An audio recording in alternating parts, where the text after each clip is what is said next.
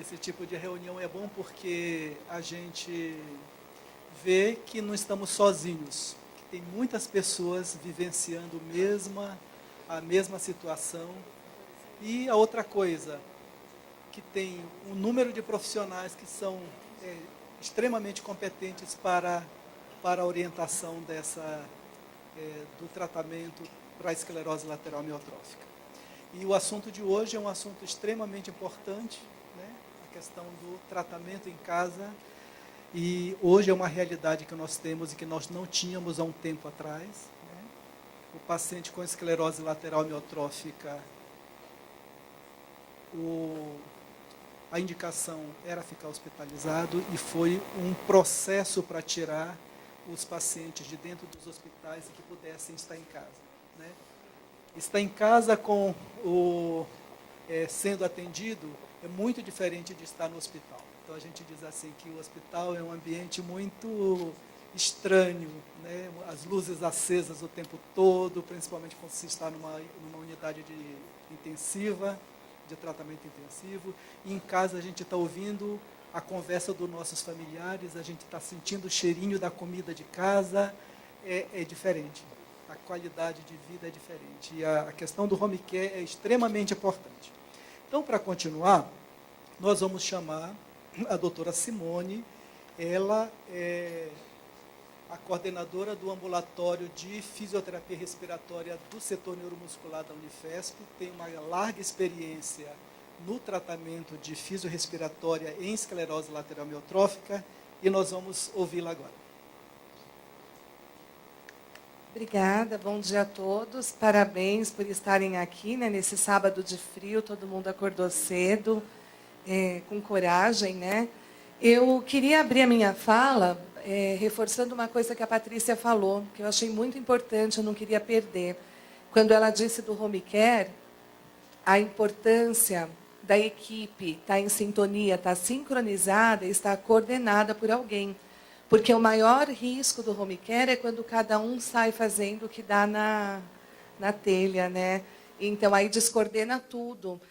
Quando ela falou, eu pensei, nossa, é sempre isso, né? Quando alguma coisa dá errada, é por isso que a gente chega lá e falam, o médico passou por aqui, mandou dar isso, assim, assim. Mas aí ele saiu, eu pensei melhor e resolvi fazer de outro jeito. E essa somatória de fazer... O som tá bom assim? Essa somatória de fazer coisas de outro jeito é que acabam, muitas vezes, inviabilizando o home care. Você dá uma orientação e o fato da gente estar em casa, lá com o nosso paciente querido, né, a gente acha que pode mudar as orientações e as coisas acabam ficando atravessadas. Outro dia eu vi a Joyce orientando uma pessoa a fazer o exercício com ambu. Ela orientou umas 8 vezes, mais ou menos 15 minutos. E eu fui na casa da pessoa dar uma olhadinha. Falei, vocês estão fazendo? Claro que nós estamos. E quando eu cheguei lá, a máscara estava virada do avesso. Então, são coisas, né, que o home care às vezes precisa de mais atenção, porque como a gente está mais longe dos olhos... Vamos só ouvir um vídeo que eu já passei o ano passado. Eu prometo que a última vez que eu passo, eu vou gravar outro com ele o ano que vem, que ele está cada vez melhor. Mas eu vou passar para encerrar o ano, porque é um paciente que fica em regime domiciliar, em regime de home care, e que está indo muito bem seguindo as orientações. Vamos ouvir?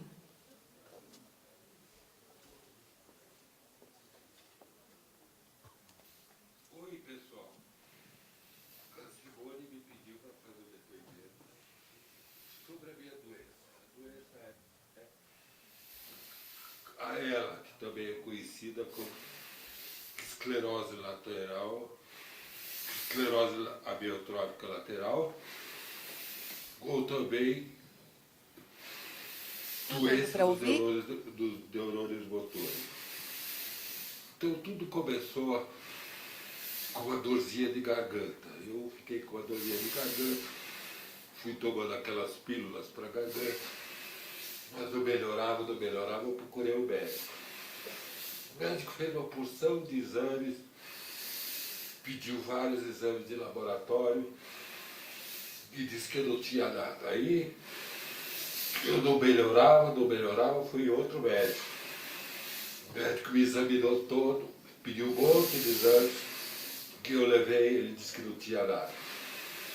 Que assim eu fui de médico em médico, até que eu fui do pneumologista, e ele me examinou bem, e falou, eu estou desconfiado que o senhor tenha ela. Eu pedi, então ele pediu alguns exames que eu fui fazer, e quando eu levei os exames para ele falou, realmente o senhor tem ela. Eu perguntei o que é ela, ele falou, é uma doença muito rara, pouco conhecida, e por isso o diagnóstico é muito difícil. Mas eu sou pneumologista, eu não posso tratar disso. O senhor procure o neurologista. Então procurei a doutora Karim, que me fez o exame detalhado, examinou analisou todos os meus exames e concluiu que realmente eu estava com ela. Aí eu perguntei para ele o que era ela, ele me explicou.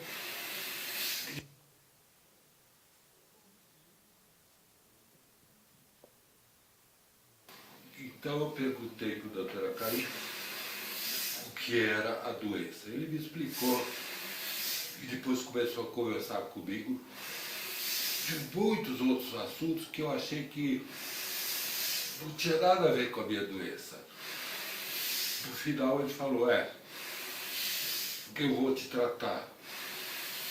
Eu falei, por que, doutora Karim? Pensei na minha cabeça, que é a obrigação do médico tratar do paciente. Aí foi que ele me falou, não, vou te tratar porque você quer viver. Se não quiser viver, não adianta eu fazer nada. Se você quer viver, eu vou te tratar. Que aí ele me recomendou que procurasse a Umbrella, e lá eu encontrei a Simone, que depois me disponibilizou uma equipe de excelentes profissionais. Com esta equipe, com este médico, com os tratamentos que eles me fizeram, eu, que tinha demorado quase 2 anos para ter o diagnóstico já é, nessa altura, definitivo, com os cuidados que eu estou recebendo, eu estou vivendo mais, eu consegui realmente uma sobrevida. Já fazem 5 anos e meio que eu tive o diagnóstico. Isso significa que é possível conviver com a doença. E eu tenho, sim, continuado as minhas atividades. Sou presidente de várias entidades, diretores de outras tantas, cuido dos negócios da família. Claro, essas atividades são espontâneas, são de idealismo, mas me ocupam, faz com que eu me sinta vivo. Consegui escrever um livro, estou começando o 2º livro, então a mensagem que eu queria dar é para vocês assim, dá sim para viver com ela, dá sim para ser feliz, dá sim para prolongar a vida se a gente tiver bons tratadores e bons cuidadores. E eu queria, antes de encerrar essas palavras, agradecer sobretudo os meus tratadores, mas especialmente a minha família. Minha mulher, meus filhos, meus netos e principalmente o meu bisnetinho. Meu bisnetinho Ramiro tem 1 ano e 3 meses agora, está começando a andar e fala algumas coisas. Quando ele me vê, ele aponta o dedinho e fala, vovô. Minha alma se incendeia de felicidade, meu coração dispara E eu sinto lágrimas nos olhos. Me dá uma vontade louca, louca, louca de viver. Viver mais um pouco. Para ver o meu bisnetinho crescer e se transformar num bom cidadão brasileiro. Deus que ajude a todos vocês. Muito obrigado pela oportunidade. Até logo. Obrigada.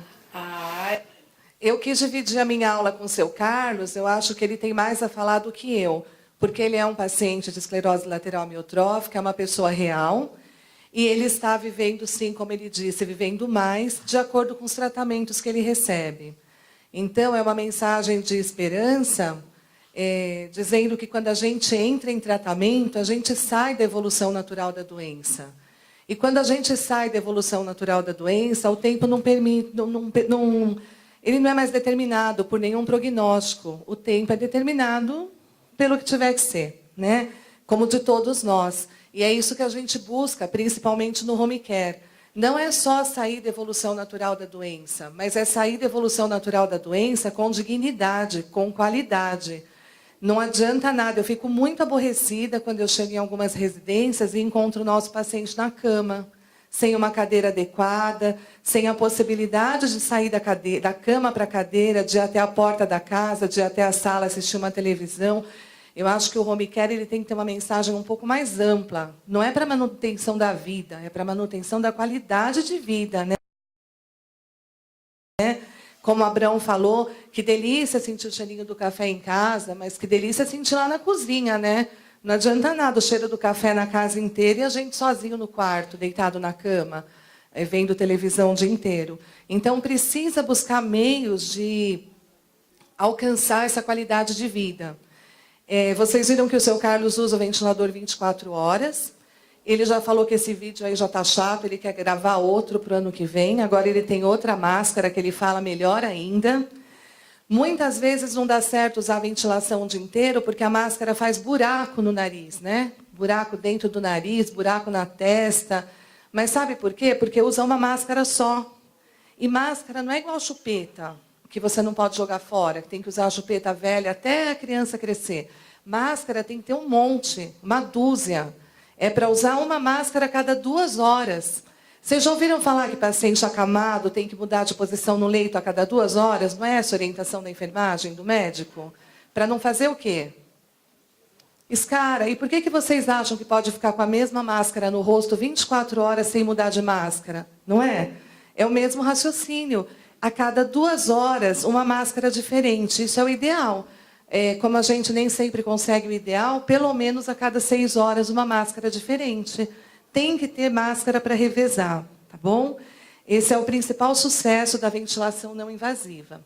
Se não der, também não tem problema. A gente tem outras formas de ventilação. Tem a traqueostomia, que também ventila com sucesso. Vamos seguir uma ordem aqui, né? A principal causa de complicação respiratória, são várias causas, mas a principal causa de complicação respiratória é a não aderência ao tratamento. A gente tem hoje disponível todos os equipamentos que precisa, tem disponível toda a tecnologia e tem muitos profissionais de ponta dispostos a orientar, ajudar. Mas quando não tem adesão ao tratamento, nada do que eu falar é possível, tá bom? É muito importante que quando vocês vão ao ambulatório, nosso ambulatório funciona de segundas e quintas, tanto na segunda à tarde quanto na quinta de manhã tem fisioterapeuta respiratório para orientar. É importante seguir as orientações e tirar as dúvidas lá mesmo. Não adianta a gente sair cheio de dúvida com uma orientação que não dá conta de cumprir em casa. Eu estou dando a mesma aula que eu dou desde 2009. Sabe por quê? Porque os problemas são os mesmos. Eu não vejo a hora de evoluir, de pôr uma aula diferente, mas a gente esbarra nos mesmos problemas. Então, o principal problema, se me perguntarem hoje, é manejo, é falta de manejo adequado na parte respiratória, do cuidador, da equipe, do profissional, do hospital, de todo lugar. Falta manejo, né? 90% das complicações que a gente tem hoje seriam evitadas se todo mundo fizesse o manejo correto. A mecânica pulmonar, ela precisa ser entendida como uma coisa que precisa de suporte e não de sobrecarga. É igual quem está na cadeira de rodas. Se eu tirar a cadeira de rodas de vocês, o que vai acontecer? Para o chão, não é? Vão cair. A parte respiratória é igual. Se eu tiver indicação de usar ventilador a noite inteira ou o dia inteiro e eu não usar, vai ser como tirar a cadeira de rodas. Tirar o ventilador, brigar com o ventilador, é como deixar o pulmão sem respirar. Imagina o pulmão como uma bexiga vazia e o diafragma seria a boca para encher a bexiga, que é o músculo que faz o pulmão inflar. Se ele está fraco e não dá conta de inflar os pulmões, eu preciso de um auxílio externo. Graças a Deus tem esse auxílio externo, não é? Por portaria, gratuito, disponível. Então, por que não usar, né? E a gente tem que pensar isso. Não é, o ideal seria não usar nada. Mas se a gente tem que usar alguma coisa, precisa seguir essa indicação. Então, imaginem os pulmões como uma bexiga vazia e o tratamento efetivamente é fazer o quê? Encher a bexiga, né? O tratamento das doenças neuromusculares, da parte respiratória, é o mais fácil que tem. Vocês não têm ideia como é complicado tratar um pulmão de DPOC, de enfisematoso, mas o de ela é o mais fácil. É só imaginar uma bexiga vazia e encher a bexiga. Se a bexiga estiver cheia, eu não tenho complicação nenhuma. Isso tem que ser feito com suporte, não pode ser com sobrecarga. Tem gente que briga comigo, que quer fazer aquele exercício com resistência, com molinha. Não pode. Não pode fazer força. Tem que ser só suporte. É para a bexiga encher direito, não é para ela arrebentar. Se eu fizer força, eu rebento essa bexiga. E aí ela não vai funcionar mais para nada, tá bom? A gente precisa da equipe. Toda a equipe é responsável por essa mudança na evolução natural da doença, né? Eu preciso respirar bem, falar bem, comer bem, estar bem tratado, bem cuidado, bem medicado, estar com a minha cabeça boa, estar usando todos os recursos que eu tenho direito, que eu tenho acesso de locomoção, acessibilidade, enfim. Então, a equipe toda é responsável por esse cuidado. Na parte respiratória, a fraqueza da musculatura inspiratória é a principal complicação para todo o resto que vem depois. Como eu tenho um diafragma fraco, eu respiro rápido e superficial, a minha bexiga, que são os pulmões, vai ficando mais fechadinha, não tem uma boa troca de oxigênio por gás carbônico, isso altera a ventilação natural do corpo, acumula gás carbônico, à medida que eu acumulo gás carbônico, o meu oxigênio diminui. É simples assim.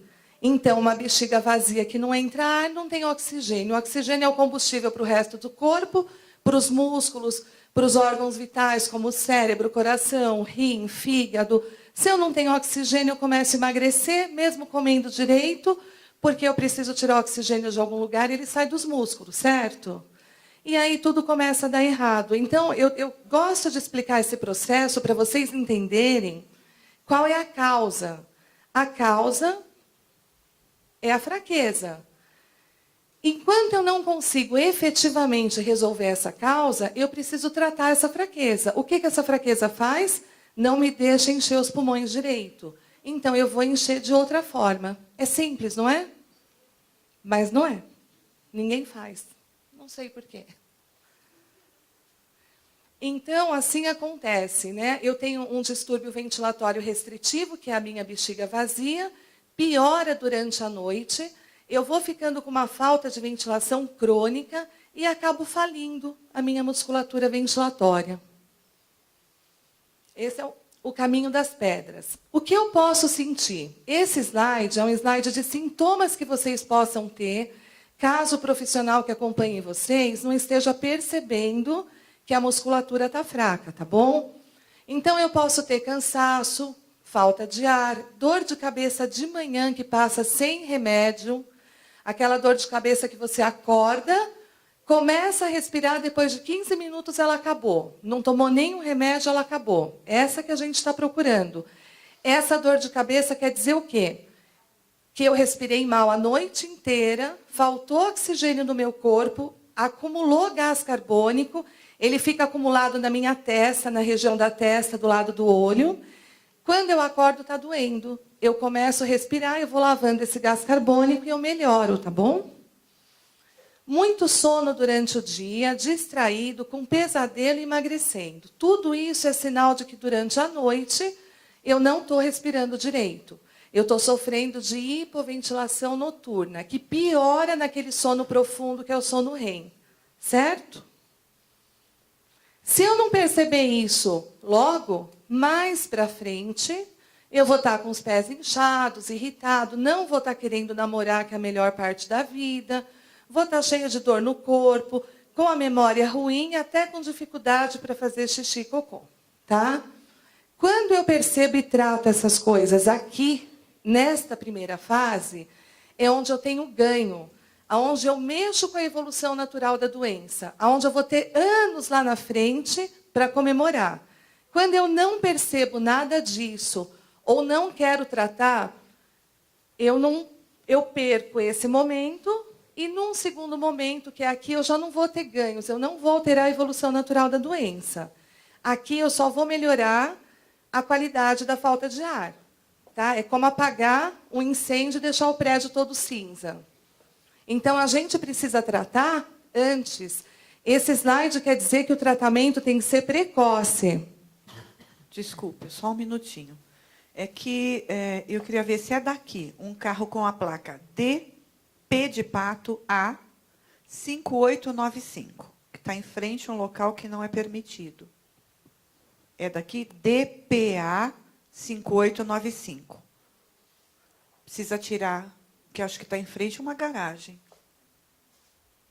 Ou está atrapalhando um pedaço, não sei. Por favor. Obrigada. Entendem essa? Então, essa fisiopatologia, que é uma coisa técnica, que a gente normalmente fala para profissional, eu gosto de dividir com vocês, porque eu acho que quando vocês entendem a causa do problema, fica mais fácil aderir ao tratamento. Né? Porque quando eu digo assim, tem que usar a ventilação, tem que fazer exercício, por quê? Eu não quero, eu estou com uma doença tão séria, me deixa fazer só o que eu quero. Mas por que isso, né? Por que essa bobagem? Vamos fazer o que precisa para ficar bem. Vamos fazer o que precisa para as coisas darem certo no tempo que tiverem que dar, não é? Porque aí a gente não faz, e aí lá na frente vira uma complicação. Aí eu não posso dormir direito, aí fica toda hora me ligando, né? Ah, Simone, me ajuda, e dá vontade de ir lá dar um tapa na bunda, né? Porque eu falo, tá, aí eu não falo porque eu acho judiação, mas eu penso, poxa, eu avisei, né? Mas eu não falo, eu juro que eu não falo, que eu acho feio falar isso. Mas a gente pode evitar. Eu garanto para vocês que a gente pode evitar muitas das complicações que a gente tem. O que a gente não pode evitar, a gente não pode evitar mesmo e pronto. Mas o que a gente pode evitar, efetivamente a gente tem que fazer. Tá? Então, qual é o caminho para manter a nossa bexiga cheia, né? Sem ficar faltando oxigênio para o corpo inteiro? O caminho é fazer exercício. Exercício que faça o nosso pulmão chegar na capacidade máxima, que melhore a nossa tosse, que mantenha o nosso músculo e a nossa caixa torácica molinha, preservando a elasticidade, que não deixe o pulmão ficar com áreas de fechamento nem pequenas. E quando a gente puder falar, que melhore a nossa fala e a nossa tosse. Muitas vezes a gente não fala porque falta ar, falta fluxo. Então, como vocês viram o seu Carlos, se eu tiro o ventilador dele, ele não fala. Ele sozinho não fala nada, ele não tem fluxo. O fluxo que ele acha é do aparelho, tá bom? Isso é outro ponto importante. Esse aparelho tem que estar muito bem parametrizado. Eu vou falar agora para não esquecer também. Algumas pessoas conseguem o aparelho por judicialização dos seus municípios, recebem o aparelho e vai lá uma pessoa que não entende nada do aparelho e coloca uns parâmetros. E a pessoa começa a usar e começa a piorar. Muitas vezes o aparelho está mal parametrizado. Eu canso de ver isso no ambulatório de segunda-feira. Chegam parâmetros que eu não tenho a menor ideia de onde eles saem. Então, é muito importante. Ganhou um aparelho, procura um profissional, procura a gente lá de segunda-feira, para ver se os aparelhos estão bem parametrizados. A cada 3 meses, precisa mudar os parâmetros do aparelho. A cada quadro de gripe ou de pneumonia, tem que mudar o parâmetro do aparelho. Eu gosto muito quando a família vem junto com a gente e aprende a mexer no aparelho. Por quê? É muito mais fácil quando a gente mexe junto. Se tiver um problema de noite, de madrugada, de final de semana, vocês não ficam reféns de ninguém. Vocês ligam para o profissional que está cuidando e, por telefone, a gente consegue resolver muitas vezes. Então, é importante entender que o parâmetro do aparelho não é para a vida toda, não. Ele muda de acordo com o nosso peso, muda de acordo com o nosso quadro clínico, tá bom? Então, precisa sempre reajustar esses parâmetros. Vamos ver como que a gente atinge essa capacidade de insuflação máxima. É uma pessoa tossindo sozinha. Enche o peito de ar. Tosse! Isso. Sozinho ele faz mais ou menos 100 litros por minuto de pico de fluxo de tosse. Agora ele vai fazer respiração glossofaríngea, que é um método do sapinho para encher os pulmões de ar. Olha como ele respira, igual um sapo. Ele não usa o diafragma, não usa as narinas, ele vai engolindo os golpes de ar. Ele consegue ficar sozinho respirando assim, se o ventilador quebrar, se ele ficar com catarro na garganta, dá para tossir. Vou encher o peito de ar. Segura, segura. Tosse! Tossiu. Olha lá. De 100 litros por minuto, foi para quase 250. Esse é o Jairo também fazendo a mesma coisa. Respeito. Tosse. Ó, esse não chegou nem a 50 litros por minuto de pico de fluxo de tosse, tá bom? Agora ele vai fazer o exercício com ambu. Presta atenção como que é esse exercício, por favor. Puxa. Segura, segura, segura. Tosse. Ó, ele chegou também aqui de 50 a quase 200, tá? Agora, além do ambu, ele vai fazer uma prensa no tórax para ajudar a tirar uma secreção que está parada na garganta. E agora ele vai segurar o ambu do jeito que eu prefiro, que é assim. Eu acho essa forma mais correta. Puxa. Puxa. Puxa. Segura. 1, 2 e tosse. Ó, chegou a... Tá ruim, mas é 350 litros por minuto, tá? Entenderam isso? Então, um pulmão que sozinho... Um pulmão que sozinho não dá conta de encher todo para tossir. Quando você usa um recurso, ou a respiração glossofaríngea, que é a respiração do sapinho, e a gente pode aprender lá nas segundas-feiras com a gente, ou o exercício correto do ambu, viram como ele fez? No pulmão deste paciente, couberam 3 insuflações. Em cada pulmão cabe uma quantidade de ar.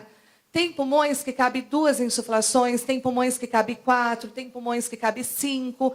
Não é comum caber mais que 5, não, tá? Se tiver cabendo muito mais que 5, é porque você está mandando ar e a pessoa está soltando, não está segurando.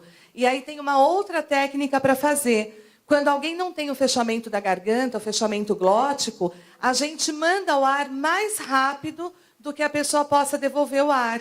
Isso se chama insuflação pulmonar passiva. Eu atinjo do mesmo jeito essa insuflação pulmonar máxima. Entenderam o que é a bexiga cheia agora? Deu para ver? Quando a pessoa tosse com a bexiga vazia, o aparelho nem saiu do lugar. Quando você enche a bexiga, você faz uma tossona que é capaz de quê? Melhorar a sua qualidade de fala e de tirar a secreção. Não é simples? Vocês acharam difícil? Não, né? Então, mas quase ninguém faz. Ou faz demais. Quem criou esse método, que é o Dr. John Barr, ele fala que o bom é que seja feito 3 vezes por dia, 10 repetições. Esse é o ideal.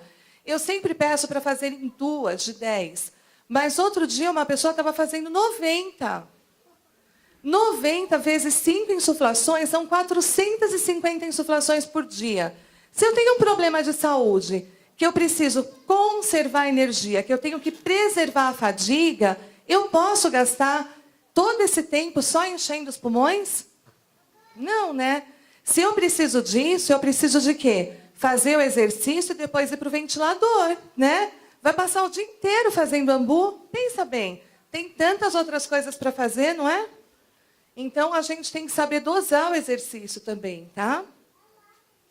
Então, eu posso atingir essa insuflação com ambu, com o próprio ventilador volumétrico ou com a respiração do sapinho.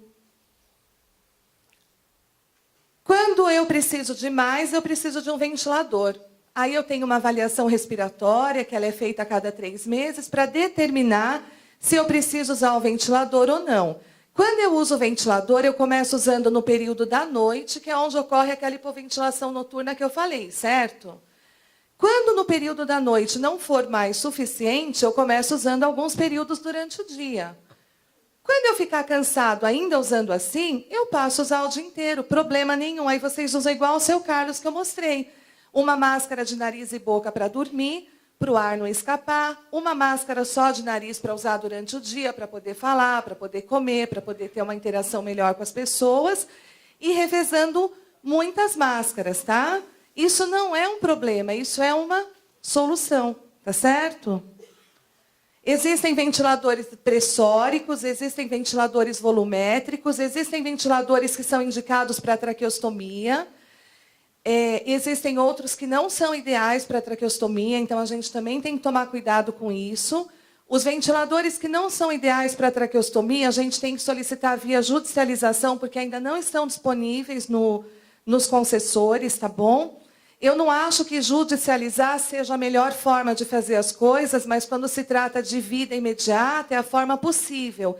Enquanto o pessoal que manda nas leis resolve como vai resolver essa questão, né? Como vai decidir, como vai ofertar esses aparelhos que a gente precisa, a gente tem pressa, não dá para esperar. Então, a gente tem que judicializar. Infelizmente, não é a solução, mas é o que tem de imediato. A gente solicita um aparelho apropriado, porque senão a gente não vai viver direito. E isso não dá nem para questionar, tá? Outro dia eu fui num lugar, não vou falar onde, claro, mas assim, onde as pessoas tinham o poder da decisão.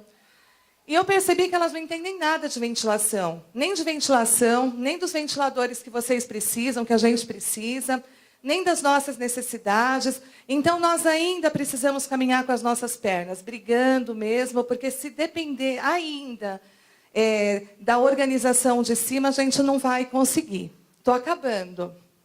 Mais 5 minutinhos. Vários ventiladores. No momento, a gente tem direito à ventilação por essa portaria. É só fazer um relatório e solicitar para a Secretaria do Município da sua cidade, se a cidade tiver mais de 150 mil habitantes, ou aqui em São Paulo, através dos postos de saúde no setor de regulação.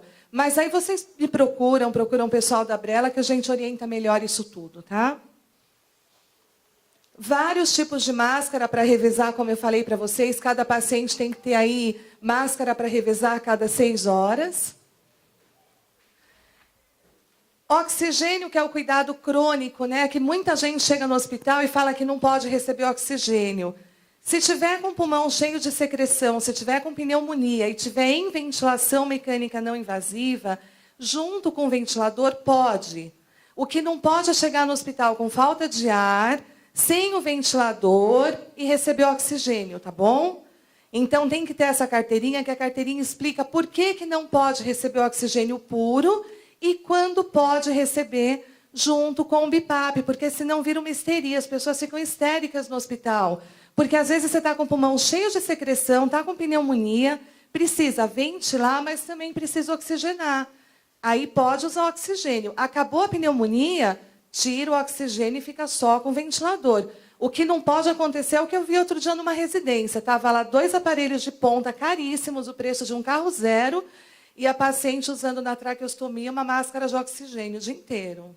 Caminho certo para o fracasso do tratamento, tá bom? Isso não pode. Esses erros são frequentes, então a gente não pode usar o CPAP, não pode ficar usando o BIPAP sem frequência respiratória, pode ficar 24 horas em ventilação mecânica não invasiva, não tem problema. Quando a musculatura da tosse ficar fraca, tem um aparelho de tosse para a gente tossir e tem aquele exercício que eu mostrei com a prensa torácica. Quando a gente tiver comprometimento para engolir, para falar e para comer, tem a equipe multiprofissional para orientar a gente. Tem que higienizar o ambu e a máscara todos os dias com detergente água limpa, detergente neutro e água limpa. Tem que lavar o ambu por dentro e a traqueia uma vez a cada 15 dias. Tem que limpar o rosto antes de colocar a máscara com detergente neutro. Nada de passar creme, óleo, porque o óleo, junto com o silicone da máscara, frita a pele e faz ferida, tá bom? Todo o material tem que ser higienizado e esterilizado diariamente, com 30 minutos de imersão no vinagre branco, se tiver infecção, porque senão o bichinho fica ali, morando dentro do equipamento de vocês. Quando o equipamento quebra, se tiver queda de energia, o ambu e começar a ventilar com o ambu imediatamente. Todo mundo que está em ventilação aqui está com ambu? Tá, né? Não pode sair de casa sem ambu, não pode. Porque se o equipamento quebrar, se der falta de ar, se tiver um terremoto, a gente não puder sair daqui e acabar a luz, a gente vai passar apuro, tá bom? Obrigada, boa tarde.